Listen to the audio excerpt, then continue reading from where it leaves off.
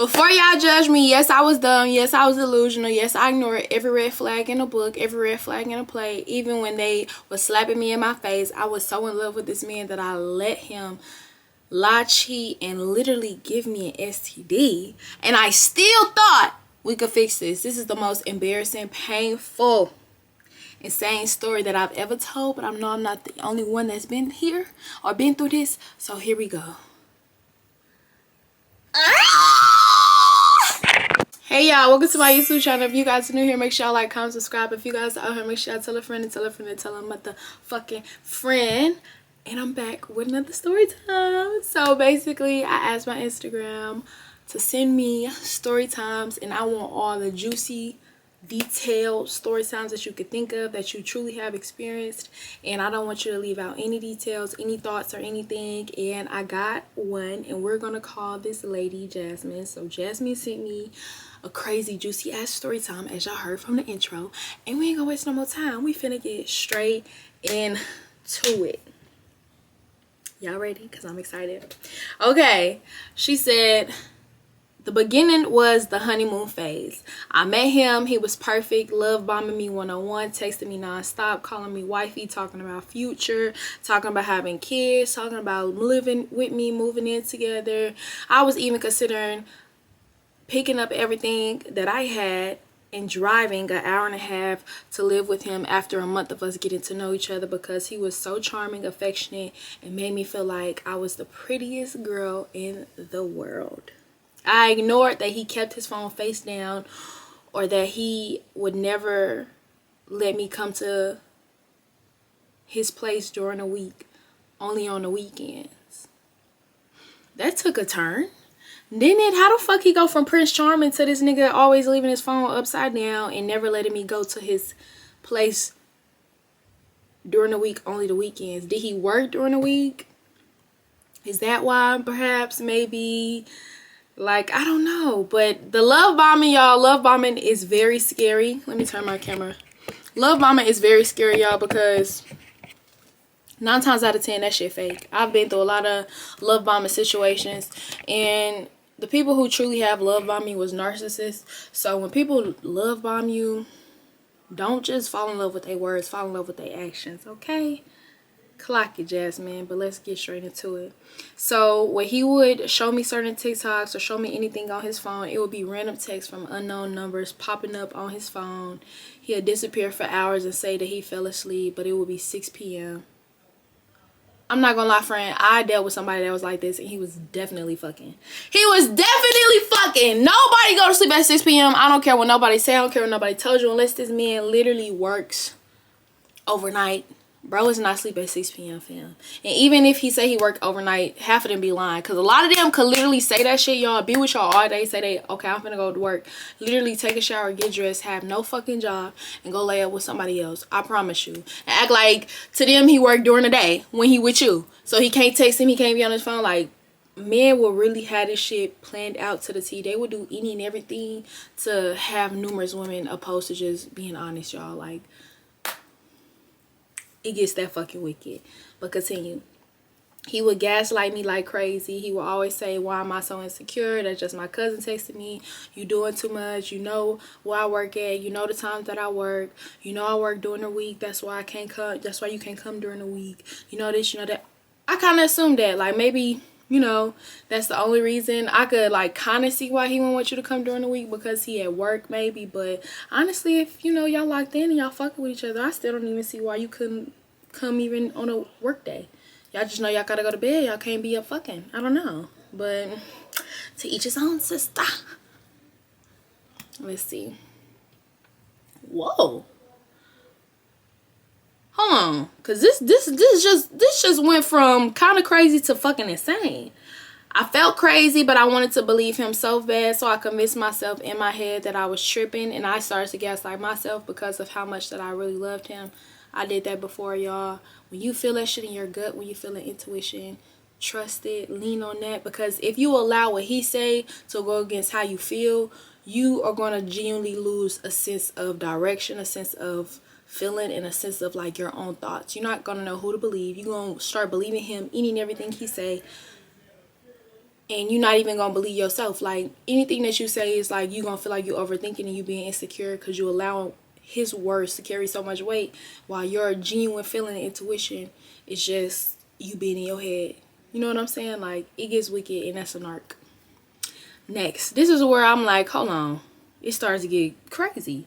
She's talking about something. I started to feel off. Maybe it was itching, burning, and discharge, etc. But when I went to the clinic just to make sure, boom, I tested positive for something. Bitch, what? Could it be chlamydia, trich, gonorrhea, something treatable, but serious enough to leave me shook? I like how you being a little dramatic, because you could have just flat out said, look, bitch, it was chlamydia, but you be saying chlamydia, trich, gonorrhea. You know what it was. What was it, friend? What was it? The doctor took a minute to come back with the results. It turned out that I had BV and chlamydia, both. I was very itchy. I had a lot of discharge, and I was extremely uncomfortable. It burned to pee, and I just felt really insecure about myself, from the smell to the feeling. It made me feel less of a woman. That sucks, friend. I'm sorry. Like, honestly, like, when you're dealing with a man, you really got to ask yourself, is this man more important than me, my mental health, my pH balance, and my peace? And ain't no man in the fucking world, no matter how good the dick is, no matter how good he treats you and make you feel, nothing is more important than you, baby. I'm sorry you going through that. I confront him. At first, he denies everything and blames me. I'm not gonna lie, y'all. I dealt with a nigga I dealt with a man that was like this. Like, this man would literally do so much shit and blame me. I would confront him. I would, like, be honest, and I would be calm, and I would tell him certain things, and I would, you know what I'm saying, try to vent or, like, say something happened. I will always get blamed for it. He's a narc, Jasmine. He's a narc. He blames me, then he cries and said he messed up once. You found out it wasn't once, it was multiple women. One of who you knew. You knew one of these girls he was cheating on you with? It turns out it was my distant cousin. How did he get in contact with your distant cousin? How do you know he's your cousin? It turns out it was my distant cousin. She came in town one weekend. He came over my house, and we had all got drinks and we had fun. And she said that she was too drunk to drive, so I allowed her to sleep in my second room. I want to say maybe this was the time they had slept with each other behind my back, but knowing him, they probably could have planned this for any given time after that. That is so fucked up. That is so fucked up. And one thing that you really got to understand is you can't take nobody back that cheat on you, because once a cheater is always a cheater. And once you let them know that you are going to forgive them for cheating, they're going to go harder. And now it's going to be somebody that you know, and it's going to be like even more devastating every time you forgive them. Like, it's best to leave a cheater where a cheater is fucking at. Okay? I'm going to be honest, Danae, this was my dumb girl era, and I'm going to own it. I would tell myself it was just one mistake. It was my distant cousin. It ain't like he knew her. I talked to her every day. It ain't like we was best friends. I stayed. I said he was just confused. I took him back even after catching him texting another girl. Bitch. Alright, sister. Alright, now. I stopped telling my friends what was happening because even they were tired of hearing about it. I was in a very delusional state of mind. So bad that I was Googling how to rebuild trust after cheating while he was literally with another girl. That is so sad, friend. That is so fucking sad. I'm sorry. Like, I'm not gonna lie. I'm not even gonna beat you up, and I'm not even gonna talk hot shit about you on this, because honestly, you've been through enough. And I'm not even trying to be funny or condescending when I say that. Like, I truly know what it's like to deal with a narcissist, and I truly know what it's like to be delusional and, like, not trusting your own mind and not knowing what to think or feel, and, like, loving somebody more than you love yourself and willing to put up with any and everything. So I get it, friend. I ain't even gonna beat you up on this one, but you was definitely dumb. But you gotta be dumb to be smart, so it's okay. The wake up moment, I finally decided that I was tired of taking the medication. I was tired of burning. Okay? I was tired of taking the medication. I was tired of burning. I was tired of having anxiety. I was tired of catching him text numerous women. I was tired of feeling like he was still texting my distant cousin. I ended up catching him one last time with somebody else because I pulled up on him at his job. Turns out he has a whole work wife. And I stared from afar originally, and he pulled out her seat. He bought her lunch. And they literally worked together the whole day. As they were walking out, I walked up and I confronted him and I told him that I was pregnant. He gave me all these STDs. And that he's been cheating on me since the day that I met him. The girl had this impression that I was crazy. It seemed as if she already had recognized me, as if he's been talking about me and making me seem like the delusional ex. She said, girl, go on and move on with your life. I looked at him and I immediately burst out in tears, because that truly had to have been the last thing I expected her to say. I just started to put everything together, that you've been talking about me and you make everything seem like me and my fault, when in reality you have been making me feel like shit. What do y'all think about this story so far? This is fucked up. This is fucked up. I finally walk away. It took multiple tries, but I finally blocked him 12 times. After the STD cleared up, I finally chose myself, finally. Sometimes the biggest lesson is the one that hurts you the most. I don't regret loving him, but I regret loving him more than I love me. I lost myself, but I got her back. So to every girl being done behind a man, this is your sign to wake up. I love that. I love that, Jasmine. Okay. Come through with a little poem, with a little haiku, with a little 1, 2, 3 for these hoes. Yes, okay. Use your pain to be a lesson, and that's a fact, y'all. Everybody has been done behind a man at one point. Everybody has been done behind a woman at one point, and this indeed is your sign to wake up. Never take a cheater back. I don't give a fuck how much you love them, fuck with them.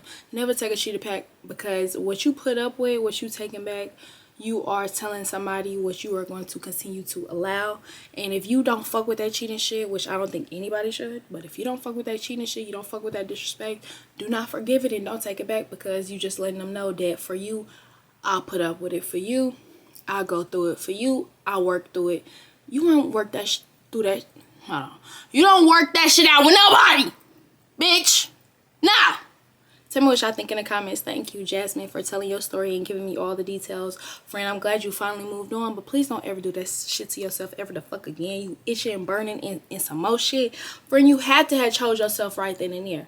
Maybe you wanted to look over the messages and the girls and the phone being upside down and not being able to go to his house during the week. But when your pH balance is fucked up and you are literally in pain and he's still fucking women, that's when you should have chose yourself. But better late than never. Better day one than one day. So I ain't mad at you. And again, thank you for making this video very entertaining. I'm happy you moved on. Please be single. Please focus on you and pour into you, because this right here is crazy and we do not want to repeat. Please let me know how y'all feel about this. Give me y'all comments. Give me y'all honest opinions. If y'all got story times, y'all could comment under this video, honestly, or y'all could DM me at Nayaura. That is NAYEAURA on Instagram. And I will get back to you guys and probably put your story time in a video. Who knows?